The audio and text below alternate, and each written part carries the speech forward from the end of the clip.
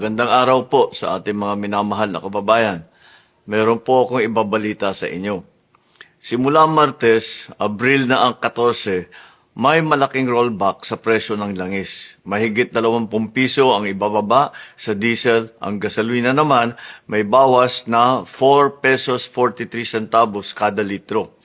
Kerosene, 8 pesos 50 centavos kada litro ang ibababa. Malaking tulong ito lalo na sa ating mga driver, sa mga commuter at sa bawat pamilyang Pilipino na araw-araw naapektuhan ng mataas ng presyo ng krudo.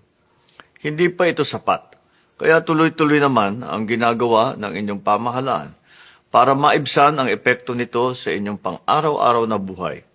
Hindi po tayo titigil hanggat hindi natin napababa ang gasto sa biyahe, sa pagkain at sa kabuuang pamumuhay ng ating mga kababayan. Sa mga susunod na araw at linggo, may aanunsya po ko na mga dagdag na hakbang at tulong mula sa gobyerno. Hindi nating hahayaang mapabayaan ang bawat Pilipino sa gitna ng mga hamong ito. Kaya tuloy-tuloy ang trabaho ng pamahalaan nang may maramdaman na ginhawa ang bawat pamilya. At yan ang tinututukan namin araw-araw.